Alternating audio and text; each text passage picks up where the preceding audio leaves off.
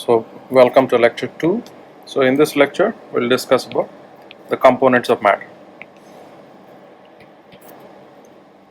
Right. So what are we doing in this chapter? So we'll examine the properties and the composition of matter on macro and microscopic scales and atomic scales.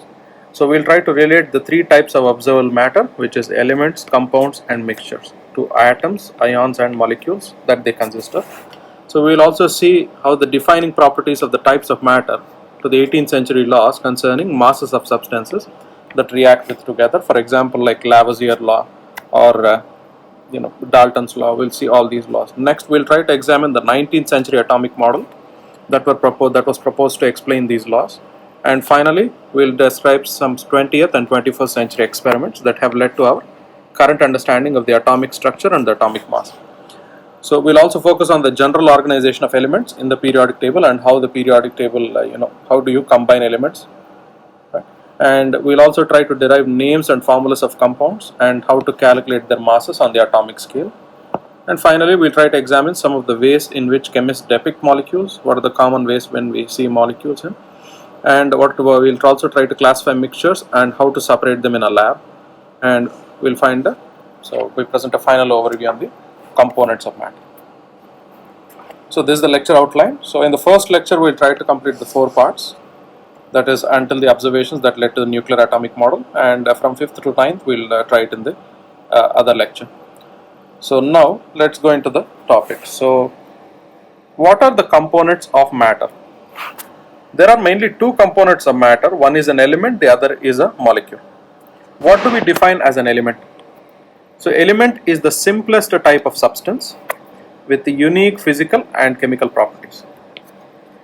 So it is an element that consists of only one type of atom and cannot be broken down. So this is the important part.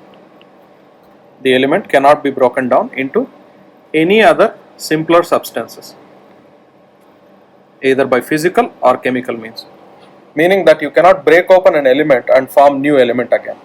So remember that element is the smallest form that's possibly distinct from any other substance.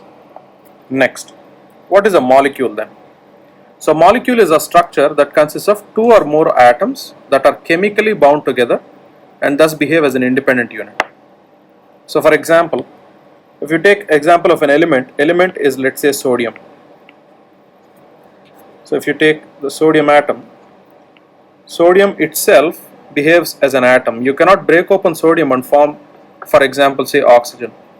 The sodium itself is a unique part and it cannot be broken into simpler substances by either by physical or chemical means. What is a molecule then? For example, oxygen, O2. O2 is made up of 2 oxygen molecules, and these 2 oxygen molecules are bound together by chemical bonds, and these chemical bonds, because of these chemical bonds, they will behave as one single unit. For example, each of these represent one single oxygen molecule. So each of these behave as an independent unit from one another. So think of these like grains of rice. So each of them behave as an independent unit and they are separate from the other. Next, the next one that we want to define is compound. So a compound is a substance that is composed of 2 or more elements which are chemically combined. So basically, compound is made up of molecules. So compound is made up of molecules.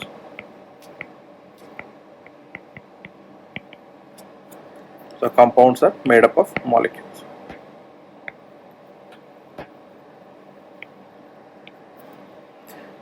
Now, the next one is a mixture. What is a mixture? So mixture is basically a group of 2 or more elements that are compounds, provided that they are physically intermingled. Remember that a mixture can be separated either by physical or chemical means. Right? So the elements in the mixture can be separated either by physical or chemical means, and they are physically intermingled. Remember that they do not have any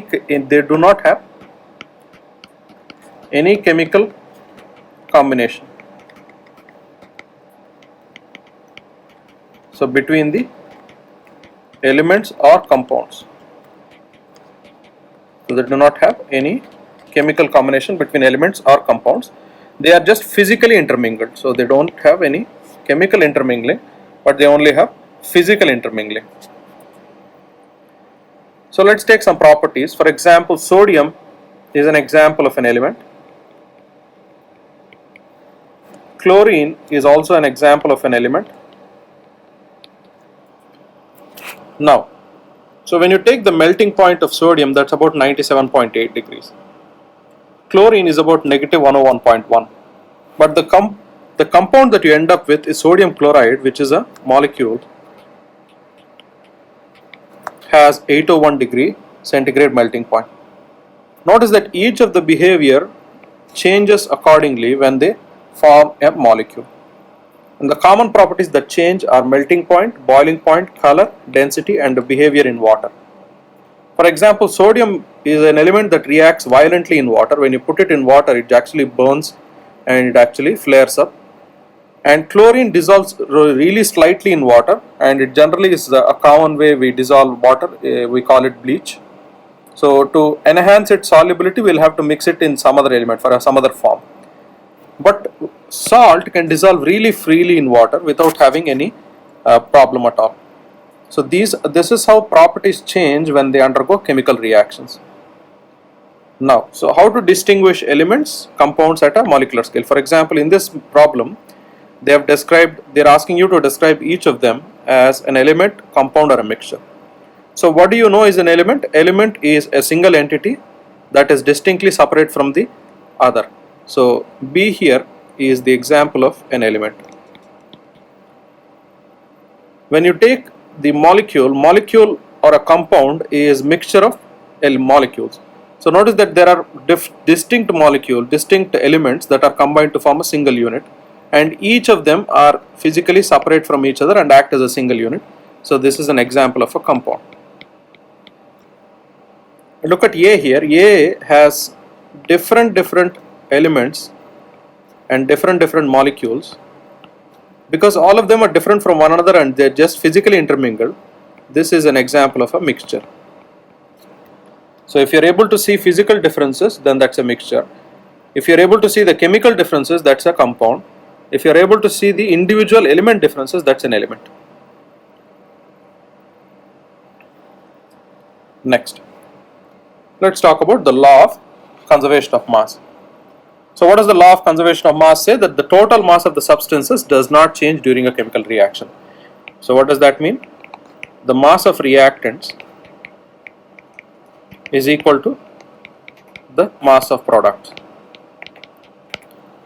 So this is called as the law of conservation of mass.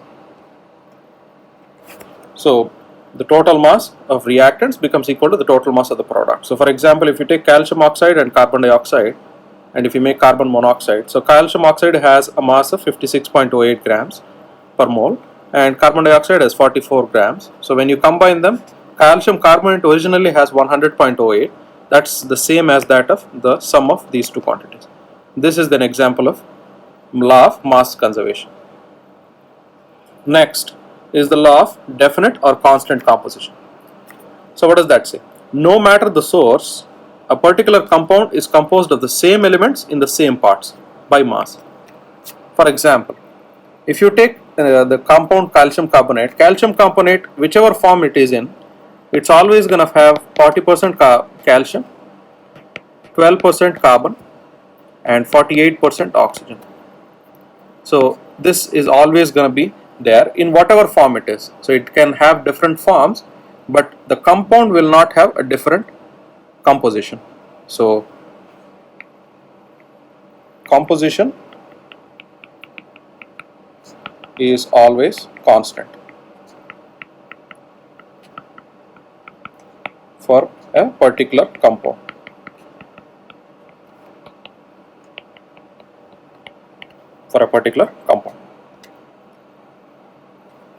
So one way we can distinguish calcium carbonate is, there are three ways by which we do this. One is by mass, analysis by mass, or the mass fraction, or percent by mass. So analysis by mass is taking into account the total mass and spreading it over what is the individual mass of each of these elements. Mass fraction is taking one part of mass and taking the amount fractional value of the actual amount of mass that is present in the compound. Percent is to take 100 parts of mass and dividing it into the number of parts of each of the elements that are present inside the compound. And all of these are generally going to stay constant whatever the case is. So let's take the example of try to calculate the mass of an element in a compound. So the problem says that analysis of 84.2 grams of uranium containing compound pitch blende shows that it is composed of 71.4 grams of uranium with oxygen as the only other element. So how many grams of uranium can be obtained from 102 kgs of pitch blende? Now let's take the idea here.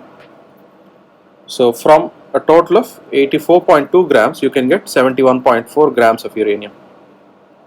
So from 84.2 grams you can get 71.4 grams of uranium.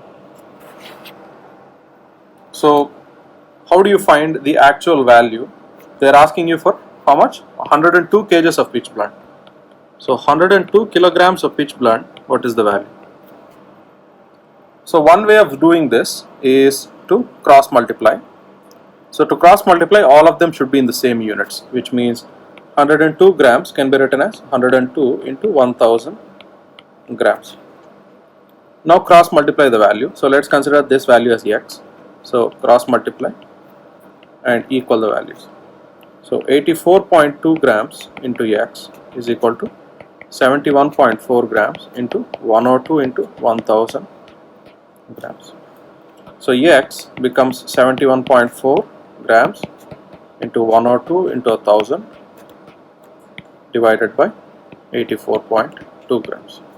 So 1 gram part get cancelled. So x becomes 71.4 into 102 into 1000 divided by 84.2 in grams. So now calculate this value.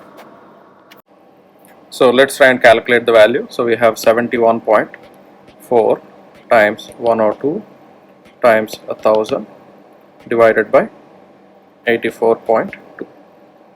So that gives you 86,494. So x here is 86,494 grams.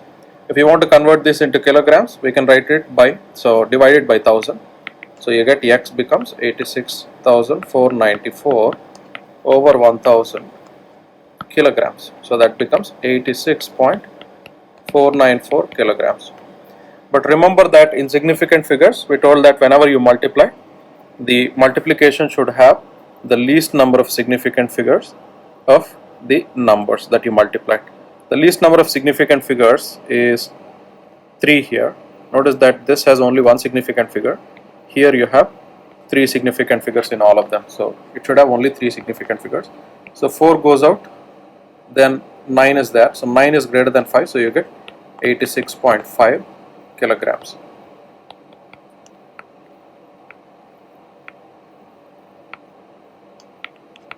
So the answer is 86.5 kilograms. So when we take 84.2 grams of pitch blende,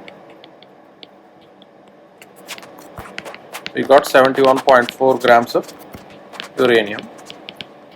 So but when you take 102 kilograms of pitch blende, we get 86.5 kilograms of uranium. So this is your answer. This is the method that you can use whenever you are converting from one fractional unit into another fractional unit. Next. So the next one is the law of multiple proportions. So the law of multiple proportions states that if elements A and B react to form two compounds, the different masses of B that combine with the fixed mass of A can be expressed as the ratio of small whole numbers. What does that mean? For example, let's take two compounds of carbon oxides. One is carbon monoxide and the carbon dioxide. In carbon oxide 1, there is 57.1% oxygen and 42.9% carbon. In carbon oxide 2, there is 72.7% oxygen and 27.3% carbon. So what does the law of multiple proportions apply to here is divide the ratio of the amount of oxygen by amount of carbon. So you have oxygen by carbon gives you 57.1 by 42.9, which is 1.33, and for oxide 2 it's 72.7 by 27.3, which is 2.66. When you divide these two ratios, notice the multiple proportion ratio 1:2. So what does that basically say is that when you mix it with one oxygen, carbon monoxide with one oxygen and carbon monoxide with two oxygens, this too will also follow the same proportional ratio of the amount of mass that is present in each of the compounds. So which means there is 2 times the oxygen present in the second compound than the first compound. So this is how you can find out the mass. Notice that the ratio says that one of them is fixed, right? Here the fixed mass is carbon, but the mass that is changing is oxygen. So for one part of carbon there is one part of oxygen, but here for one part of carbon there is 2 parts of oxygen. So this is how we can say the compound reacts with. Next, let's discuss Dalton's atomic theory. So Dalton's postulates are the starting part of. These were about 200 years of hindsight. So these were the first laws that were defined. So but it was a major breakthrough in 1808 when John Dalton presented his atomic theory of matter. So this is the Dalton's theory.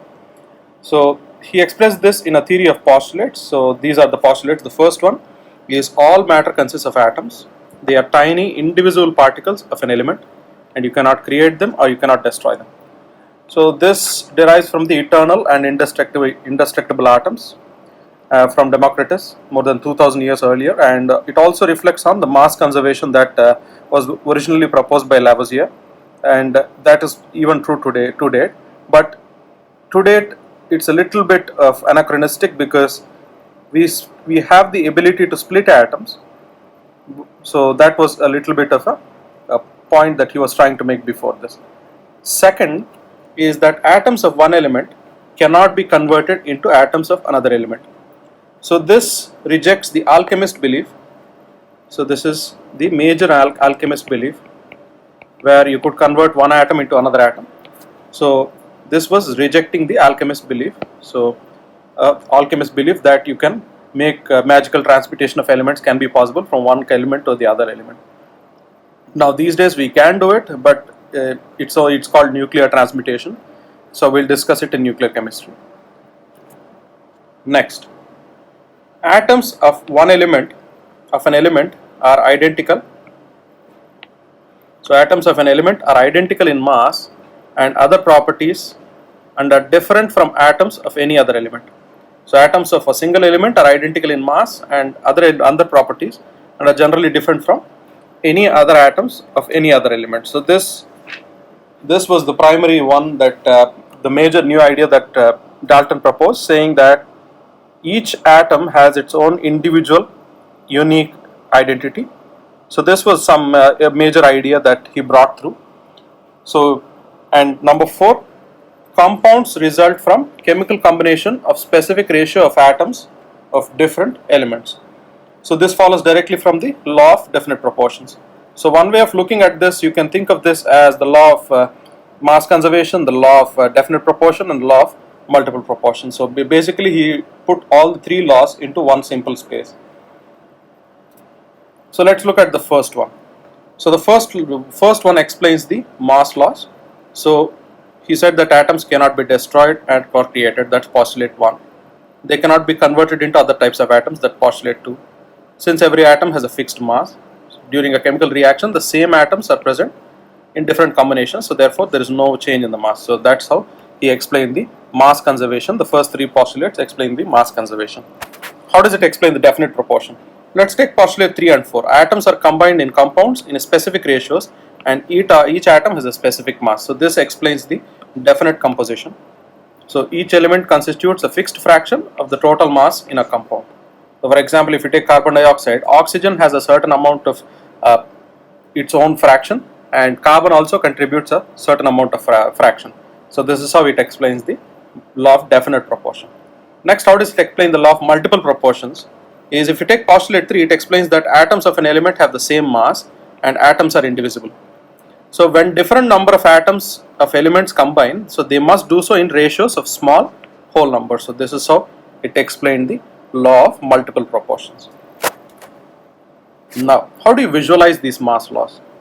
Let's try to visualize these mass laws using a set of questions. So the following scene here represents an atomic scale view of a chemical reaction. So which of the mass laws are conservative, mass conservation, definite composition, or multiple proportion is or are illustrated? So they are asking you whether they are illustrated or not.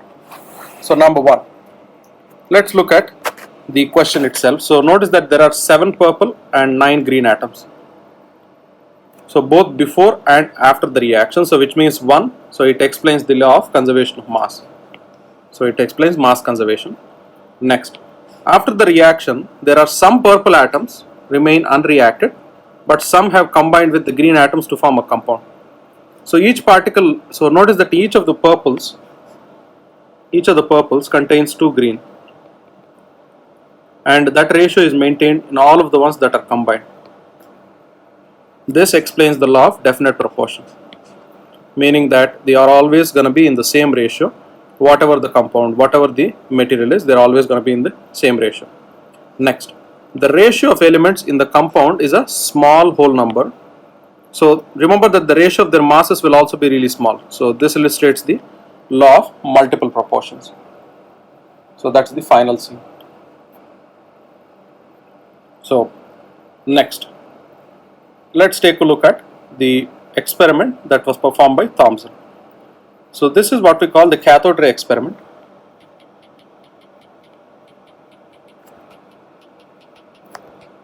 It's called the cathode ray experiment. So before we discuss the entire observation and conclusion, let's talk about the cathode ray itself. So cathode ray tube contains, on one end you have a cathode. So on one end you have a cathode and you have an anode with a hole. And when a large amount of electricity is passed through the cathode releases electrons, and those electrons travel in rays, and we call that a cathode ray. And what we do here is we have kept them in 2 fields. One is a magnetic field and there is an electric field. So there are 2 fields here that we are maintaining, and we want to see how they are deflected. So what is the observation? So the observation is that ray bends in a magnetic field, which means that ray consists of some charged particles, and ray bends towards the positive plate in the electric field, which means that the ray contains negative particles, and the ray is identical for any cathode. So these particles are found in all matter. So whatever the cathode is, it doesn't matter, it always releases the same cathode rays. So which means their behavior says that these are particles that are present in all of the matter that is possibly there. Next, the next experiment that was conducted to understand the atomic model was to look at the Millikan's oil drop experiment. So when Thomson proposed his cathode ray experiment, he also proved one ratio. So he also tried to prove a ratio, the ratio of charge by mass of the negatively charged particle. So he proved charge by mass, but no one knew exactly what the charge was. So if they knew the charge, they could calculate the mass. So that was what Millikan took up, and Millikan proposed his oil drop experiment. So what did Millikan's oil drop experiment say? So number 1, so they sprayed a fine mist of oil into the apparatus, and number 2, oil droplets will fall through the positively charged plate. Next, number 3 is where X-rays knock the electrons from the surrounding air, which stick to the droplets. And number 4, electrically charged plates influence the droplet motion. So what we do here is we observe the time droplets motion and controls the, so droplets, we observe times the droplets motion and control the electric field. By doing that, we can make the drop stay right there for a little amount of time between the 2 plates, where it does not go up and it does not go down. At this point, what we can do is we can calculate the charge. And we know that when you spray a mist, each of the particles are individually the same and unique, which means that So each of the particles are exactly the same. So the first thing that they did was, so Millikan did was he calculated the charge. Once he calculated the charge from the Thomson's experiment, we found that we already have the mass, we already have the charge. So now we have the charge by mass ratio. So we have the charge by mass ratio. Once you know the charge, you can also calculate the mass.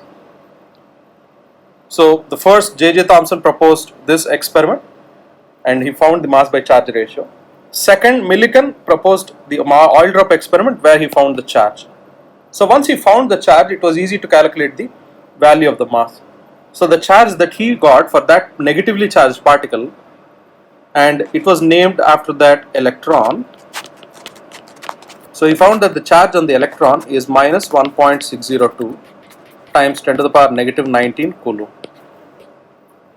So this is the value of the electron charge that Millikan found. And how do you calculate the mass? So we have the charge by mass ratio. The charge by mass ratio is minus 5.686 into 10 power negative 12. So this was the charge by mass ratio. So mass, how do we find out mass now? So we can flip these, so the actual value found was mass by charge. So mass by charge is minus 5.686 into 10 power negative 12 kilogram per coulomb. So now write down the charge by mass ratio. So you can write mass by charge times charge. So mass here is, mass by charge ratio is minus 5.686 into 10 power negative 12 into times minus 1.602 into 10 power negative 19 coulomb.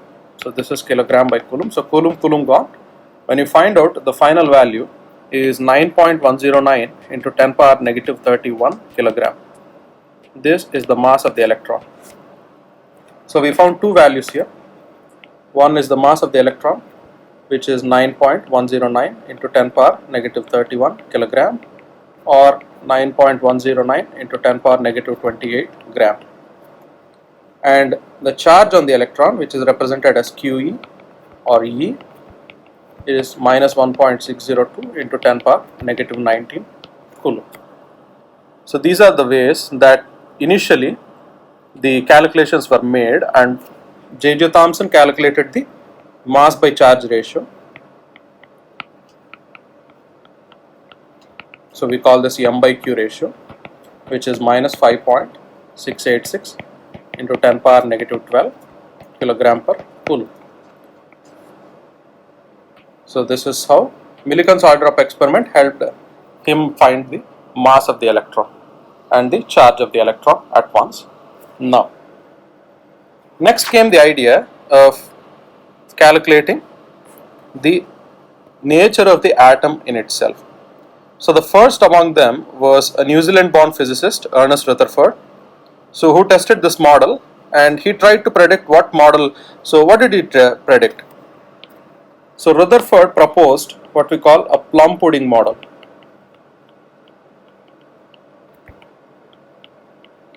So his proposal was that you have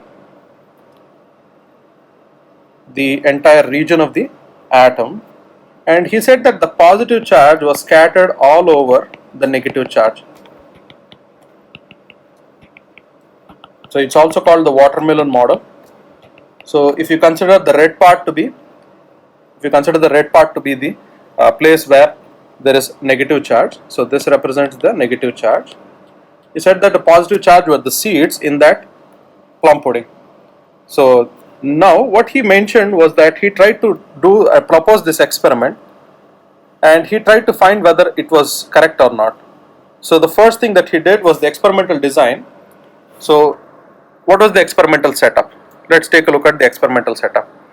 So he basically made a radioactive sample that emits alpha particles, and he kept a gold foil, and around the gold foil he kept deflectors. Deflectors are basically devices that can strike. So these are basically flashes. So zinc plate or a zinc sulfide screen. So whenever the alpha particle strikes the plate and comes through it, so he understood that it was easier to understand the alpha particles. So his idea was that if it was a plum pudding model, because the alpha particles are, more of them distributed, so how would it look like? So let me take up an example. So let's take up the plum pudding model. So this is an example of the plum pudding model that he proposed. So he said that all the blue that you see here are the electrons, and all the red that you see here is the protons. So now what is going to happen is an alpha particle. So what is an alpha particle again? So let's discuss what an alpha particle is first. So alpha particle is basically a helium nuclei. So helium nuclei. So helium nuclei generally has 2 protons and 2 neutrons. So we already know that helium nuclei, a nuclei is generally positively charged. Right? So that was the initial idea behind Rutherford's understanding. So what he proposed was that if the positive charge is distributed throughout the entire atom with electrons that are surrounding it as the seeds, then how would the alpha particles pass through? So this is what the experimental idea was, that if alpha particles were there, it would go straight through and hit the screen directly. So it would directly go through, straight through, and hit the directly. So meaning that all of them were going to go straight. So and there is no deflection. So remember this concept, that if in the plum pudding model, so in the plum pudding model, if the positive charge was all over the place, what would happen? That there would be no deflection,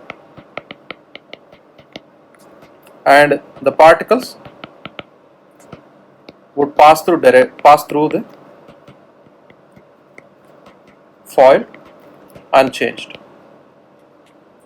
This was the idea that he thought would be the final answer.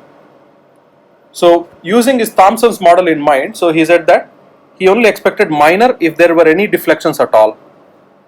What were the actual results that he got?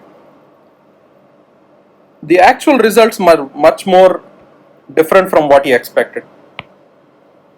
This is what the actual way in which the alpha particles were moving. So for example, consider this is the experiment which he was conducting. He noticed that the particles were striking all over the place and they were deflecting all over the place. So what does that mean?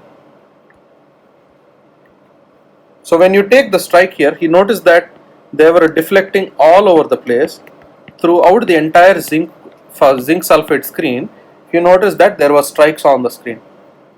So what he expected was there was no deflection. Now there was minor deflection even through the entire system, meaning that there was major deflection and also minor deflection. So understanding that there was some major deflection and minor deflection means that the alpha particles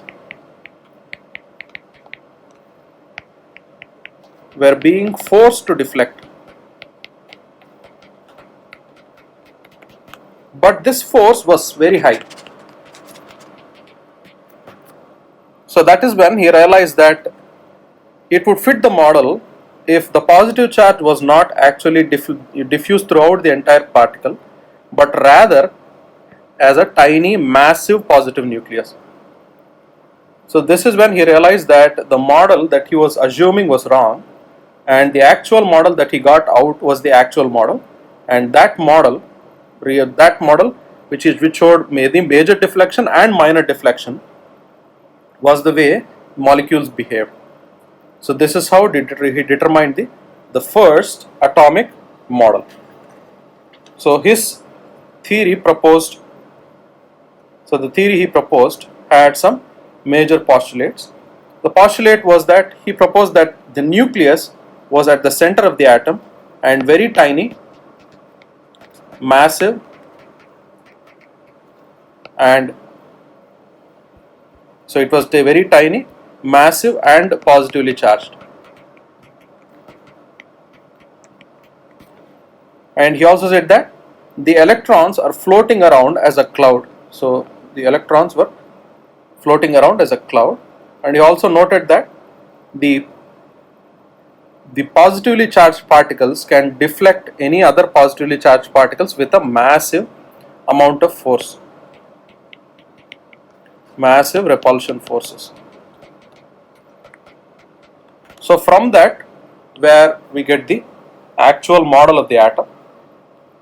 So the Rutherford conclusions again gave the number one, the conclusion was the atom is mostly space occupied by electrons, and in the center there is a tiny region that's filled with the nucleus, and that contains a lot of positive charge, and most of the mass is also in the nucleus. Right? So these are the postulates that he ended up proposing, and this proposal of the positive particles inside the nucleus were later named them as protons. So Rutherford model explained the charged nature of the matter, but he could not account for all of the atom's mass, because he noted that he was missing some mass of the entire atom somewhere. That then was proposed by James Chadwick in 1932. He proposed the uncharged particle, which was the neutron. So remember, Rutherford proposed the proton. Rutherford proposed the proton. J.J. Thomson proposed electron, and James Chadwick. So Chadwick proposed the uncharged particle, the neutron. And once he proposed the uncharged dense particle inside that, then we were able to have some idea of how much the total mass of the atom is bent into one single part of the entire atom. So that was easy to calculate the, he was easily able to calculate the mass that was missing inside the atom. So this is where you end up with all the particles or the general features of the atom. So what was the nature of the atomic theory today? What is the nature of the atomic theory today? So what do we have in an atom? So Chadwick and Rutherford proposed that there are positive charged particles embedded in neutrons. So positive particles and neutrons that are embedded in a structure in the nucleus in the center, and electrons were in a cloud. Right? Electrons were in a cloud.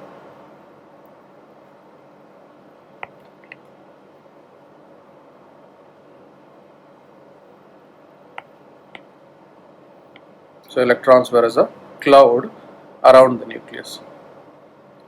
So this is the atomic theory that we know today, or the standard atomic theory. So we call this the electron cloud, and the center is the nucleus. So the nucleus has a diameter in the range of a 10 power minus 15 meter. So 5 times 10 to the power 10 power negative 15 meter, which was about 5 femtometer. So 5 femtometer. So this was the first thing that we could calculate for the nucleus, and the atom had a nucleus of about 10 power negative 10 meter. So what does that mean in regular scale? So if the atom was the size of a tennis ball,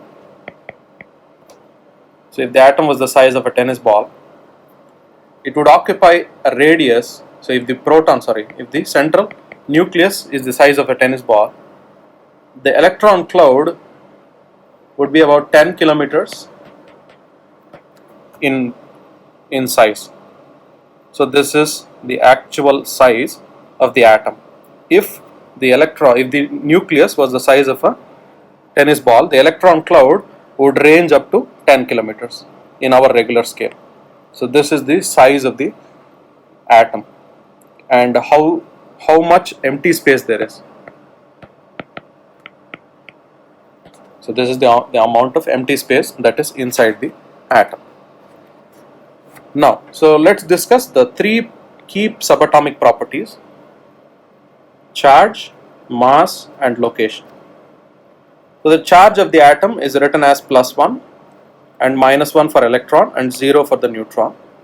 So plus 1, even though proton and neutron, electron are different in their size, their charge stays the same, but of the opposite sign. So electron has the opposite charge to that of a proton. Proton has a positive charge, electron has a negative charge, and neutron is uncharged. And mass, neutron is the heaviest subatomic particle inside the atom. Proton is the second largest, and the electron is the smallest and very minuscule particle inside the atom. So if you consider a general scale of the size in grams, this is what you would end up with. So I'm sorry, this is 27.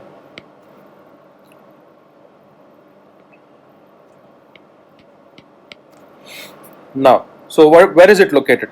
Proton and neutron are embedded into the nucleus. So they are tightly packed inside the nucleus. Everything outside the nucleus in the atom is occupied by the electrons. So that's where the electron cloud comes in. So if you consider, for example, what would be the relative mass difference between an electron and a proton, so that would be about weighing an ant and an elephant. So if you consider the electron as an ant, the proton would be the size of an elephant. So that is the difference in the size of the mass between an electron, proton, or also a neutron. So a neutron would be an electron and a baby elephant. So the proton plus and a baby elephant. So that's how much in size difference that you would end up with. So these are the key properties of the subatomic particles. Next, how do we represent this? Right, so the representation comes using atomic symbol, number, and mass. This is the method that we use to represent any given atom. So how do we use this to represent that? So there are three main numbers that you have to remember. One is mass number, atomic number, and the number of neutrons. So mass number, atomic number, and the neutron number. Mass number is denoted by A, atomic number is denoted by Z, and neutron number is denoted by M. Mass number is the sum of protons and neutrons.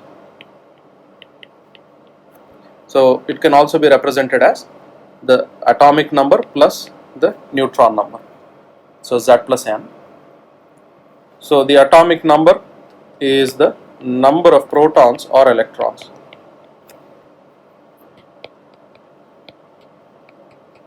Inside an atom. The neutron number is the number of neutrons in the nucleus. Right? So in general, Z always represents the number of protons, but you can also include the same number for electrons as well. So they also have the electrons, and the protons will always be in equal amounts. If they are unequal, then the atom is charged. If they are equal, the atom is uncharged or at rest.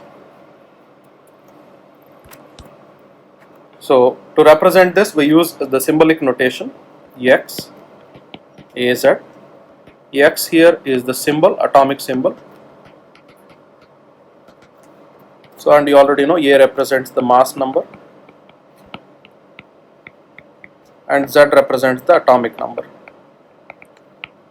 So an example of this would be, if you take carbon, carbon is written as 12,6. Right? For example, if you take oxygen, oxygen is written as 816. If you take nitrogen, nitrogen is written as 714. So this is the representation of a general atom with its atomic number and mass number. Now why do we need this representation? The reason we need this representation is because we can have atoms. So if you have atoms of a given element, so if you have atoms of an element that have the same number of protons but different number of neutrons, these are called isotopes. So isotopes are elements where Z stays the same, Z is constant, but the number of neutrons is different. An example of this would be carbon. Carbon has two isotopes, so carbon 612 and carbon 614. Notice that in both of them the Z value stays the same, but only A value changes. A value changes because A here, we remember if A is Z plus M, Z stays constant, so the only value that changing is M. So here there are 6 neutrons, but here there are 8 neutrons. So this is where the particles come in. So isotopes are atoms that have the same atomic number but a different mass number. Other element is uranium. So there are two forms of uranium, uranium-235 and uranium-238. So one way of representing them is by their atomic mass and the atomic symbol. So the mass number and the atomic symbol. So this is how we represent isotopes. So let's take an example here. So try solving this problem now. And here they are asking you to find the number of protons, the number of neutrons and the electrons in each of these silicon isotopes. Remember the two formulas, atomic number. So we represent any atom by its symbol Z plus M. And if you want to find out the number of electrons, so the number of electrons is equal to the number of protons is equal to the number of electrons. Right, in any neutral atom this is common. And if you want to find the number of neutrons, neutrons can be found by A minus Z formula. Right, and you already know the symbol Az. Right, silicon has, so the silicon's atomic number is 14. So now use this data and try to find the number of protons, neutrons, electrons in each of the silicon isotopes that you have here. So they're asking 3 isotopes, 28 silicon, 29 silicon and 30 silicon. So pause the video right here and try to solve this problem.